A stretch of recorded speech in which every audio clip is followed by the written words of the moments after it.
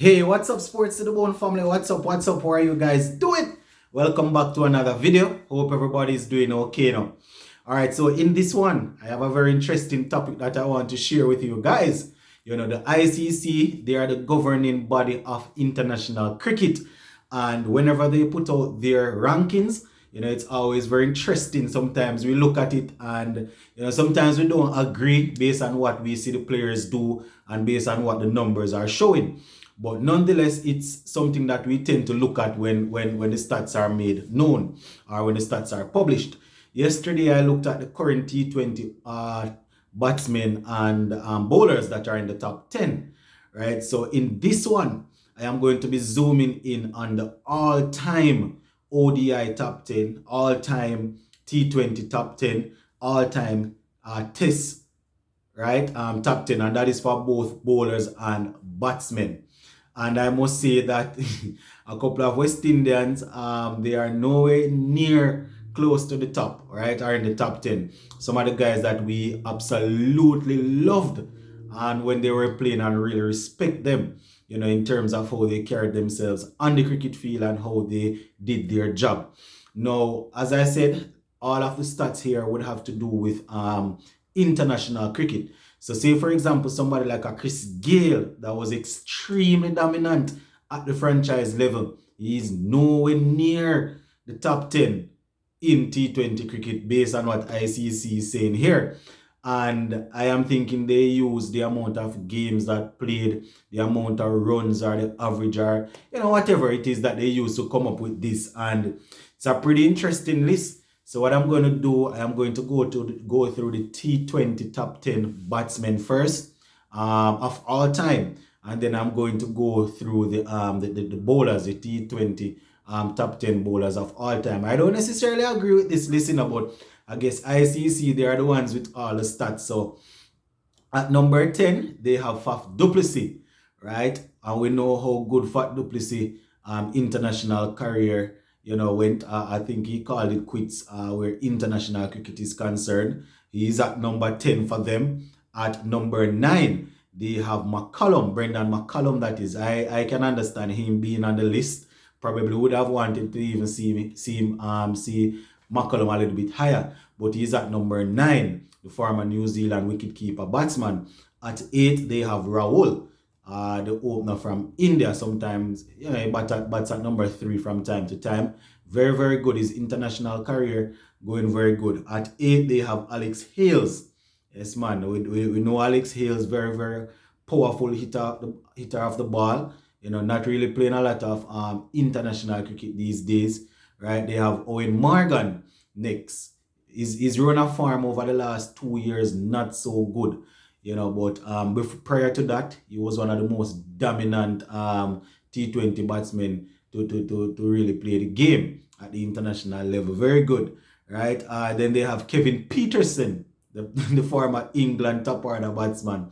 Kevin Peterson is there, right? And then at coming in next, they have the man that they say is the savior of Pakistan cricket, Mr. Babar Azam. He comes in on the list, and in all truth and in fact, his international T20 career, very, very good. Very good. You understand? Some of these guys are not the best when it comes on to franchise cricket. Some of them don't even really play franchise cricket, but when it comes on to international cricket, Babar Azam is really up there. Virat Kohli comes in at 3rd, right? Virat Kohli. At 2nd, they have Mr. Aaron Finch, the opener from Australia. And at number 1, my viewers and subscribers, they have the England number 3 batsman, Mr. Dawid Malan. And we know that he has actually, he was actually at the number 1 spot for a long time. It's just recently, where T20 cricket is concerned, he would have dropped down the pecking order. I think the current, based on what I did yesterday, I think is Babar Azam and Mohamed Rizwan and those guys operating in the top 2. But Dawid Malan is there and thereabout also. But according to ICC, where international T20 cricket is concerned, Dawid Malan is the number 1 batsman of all time as we speak.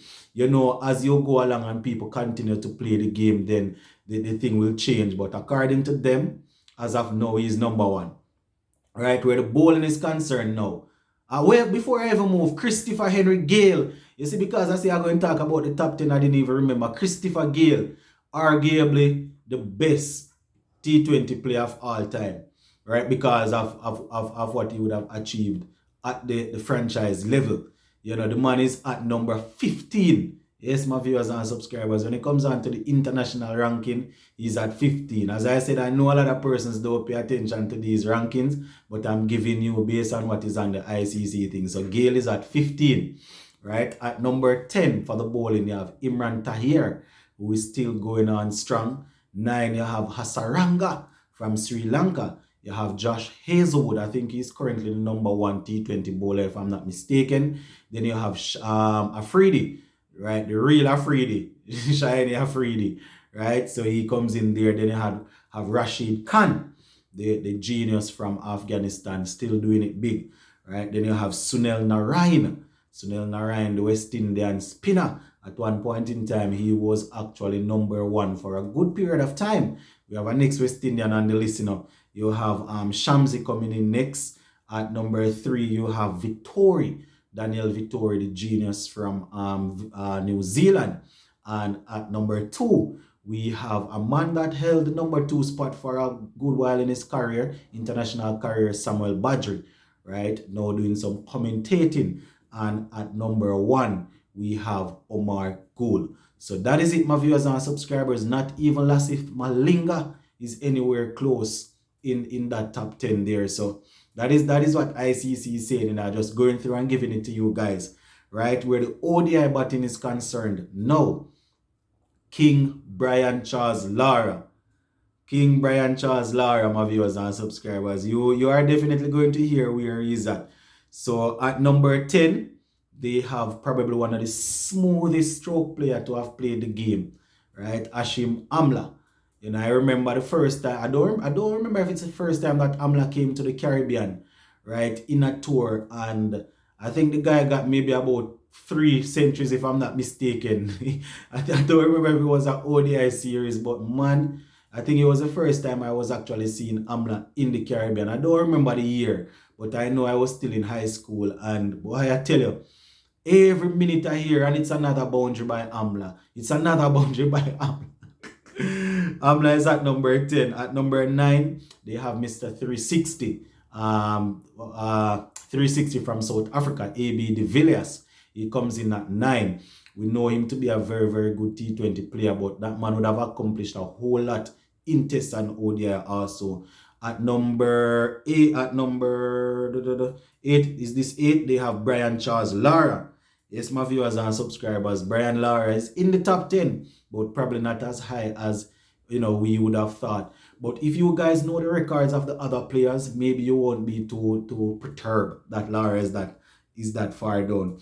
All right, the next person that they have after Brian Lara, I don't really know of this man. I think he's Javid Minard or something like that. So he comes in after Lara. Then you have Virat Kohli, right? Virat Kohli, the man that you know, he's doing his thing still, you know, but he hasn't scored a century in maybe about 2.5 years. But you don't put it past him, in a man that is consistently getting in the 50s, 60s, and would have scored a whole lot of centuries before. You don't put it past him to eventually get another one, right? Then you have Dean Jones is the next man that comes below Kohli, and I guess these guys would have been before my time. Then you have David Gower, Greg Chappell, one of the brothers, right? You have Ian Chappell and I think Greg Chappell. Now, after Greg Chappell at number 2, you have Zaire Abbas. Yes, man, he's at number 2. At number 1, you have the Master Blaster, Mr. Viv Richards. Yes, man, and that is very good to see that we at least have a West Indian pinning down one spot. As I said, you know, while I go ahead, things might change, but as we speak, ICC is saying this man is the number 1 batsman of all time where international cricket is concerned, ODI that is, right? Where the bowling is concerned now, the whispering death, Michael Holding, is at number 10. And we're talking about ODI, remember now, guys, right? And then we have The next man that comes after Holding is Ambrose, right? Correctly, Ambrose is at 10, at 9, sorry. And then we have Malcolm Marshall. So 3 West Indians starting off the thing there. Then you have Dennis Lilly, the former pacer from Australia, very, very quick. Then you had Ewan Chadfield, then Glenn McGrath, very, very good, good fast bowler. And I remember growing up watching those battles between Glenn McGrath and Brian Charles Lara. Then the next man you have Mathia Muralitharan. Yes, man, the spinner from Sri Lanka. The man basically can spin the ball on glass. Then you have Sean Pollock from South Africa, Richard Hardley, and at number 1, another West Indian holding steadfast, Joel Big Bird Garner. So Joel Garner is currently holding off the number 1 spot as it relates to the all-time ODI bowler. Where Test cricket is concerned now, this is another one that probably going to shake you guys up. So the top 10. At 10 we have Viv Richards. Yes, my viewers and subscribers, Viv Richards is at 10. Then we have Clyde Walcott at 9. And Sangakkara comes in next. Then we have the great Gary Sobers. Right, and just below Gary Sobers we have Peter May. Right, then Ricky Ponting comes in next, the former Australia captain. Then we have Jack Hobbs, I think. Then Len Houghton, right? And at 2, we have a man that is currently playing the game, Mr. Steve Smith. So he's at number 2 where Test cricket is concerned. At number 1, we have Mr. Dan Bradman. So I'm assuming that a lot of this thing would be based on average, right? Because Steve Smith and those guys, Steve Smith, based on the amount of games he would have played on average and things like that, he has one of the highest average in Test cricket history. So he's up there. And Dan Bradman is at 1. Guys like Shiv and those guys didn't even come anywhere near. You understand? The number, well, let us go over to the Test bowling now. So at 10, they have Sir Ian Botham, then Tony Locke. Then they have one of our favorite pacers, Mr. Curtly Ambrose, right? Then they have Vernon Philander. I remember Vernon Philander playing for South Africa. It wasn't an easy cookie, my viewers and subscribers. He's not one of the most popular cricketers going around. But I can attest to this. Well, I didn't face him, but I can tell you based on what I saw, the man wasn't very easy to get away.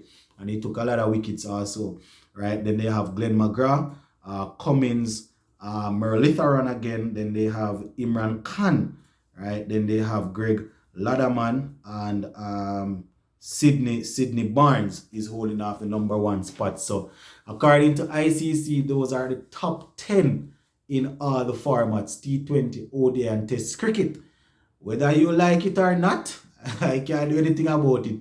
I'm just sharing with you guys what ICC said. Then, I should have looked at the all-round, the all-rounder, the top 10 all-rounders. My guy that I say is the greatest cricketer of all time. He came in at, I think he was ranked at number 3. Gary Sobers, I think,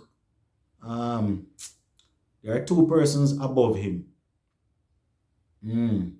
Two all-rounders above him. Don't remember the name, but Callis is at number 3. And we all know Callis is my favorite, is my arguably the best cricketer to have played the game for me. But based on ICC ranking, he is the 3rd. Right? So that is basically it, my viewers and subscribers. Just wanted to use this video to share that with you guys. I know the warm-up game is ongoing between West Indies President 11 and England. So definitely going to tune into that now. So big up on yourselves. Look more.